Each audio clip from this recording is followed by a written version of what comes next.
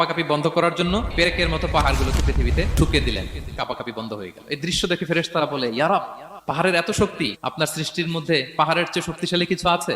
আল্লাহ বললেন আছে। সেটা কি? আল্লাহ বললেন সেটা লোহা, কারণ লোহা দিয়ে পাহাড় কাটা যায়, ঠিক কিনা? লোহার কথা শুনে ফেরেশতারা অবাক। ফেরেশতারা প্রশ্ন, তাহলে আপনার সৃষ্টির মধ্যে লোহার চেয়ে শক্তিশালী কিছু আছে? আল্লাহ বললেন আছে। কি সেটা? আন্নার, আগুন। কারণ আগুন লোহাকে কি করে? গলিয়ে ফেলে। ফেরেশতারা শুধু অবাকই হচ্ছে। ফেরেশতারা বলে, আগুনের চেয়ে শক্তিশালী কিছু আছে? আল্লাহ বলে আছে, আলমা, পানি। কারণ আগুনে দাউ দাউ করে জ্বলে ওঠা আগুনের মধ্যে পানি দিলে আগুন অস্তিত্ব হারায়। ফেরেশতারা শুধু অবাকই হচ্ছে। তারা বলে, তাহলে পানির চেয়ে শক্তিশালী কিছু আছে? আল্লাহ বলেন আছে, রিহ, বাতাস। কারণ বাতাস পানিকে একদিক থেকে আরেক দিকে নিয়ে যায়। জলের মধ্যে বায়ুর উচ্ছ্বাস লাগলে জলোচ্ছ্বাস তৈরি হয়, ঠিক কিনা? ফেরেশতারা আবার অবাক হয়ে বলে, তাহলে বাতাসের চেয়ে শক্তিশালী কিছু আছে? আল্লাহ বললেন আছে। সেটা কি? বলতেছে বনি আদম। ওই মানুষ শক্তিশালী যে গোপনে দান করে, এত গোপনে যে ডান হাত কি দান করলো, বাঁ হাত সেটা টের পায় না। পড়েন সুবহানাল্লাহ।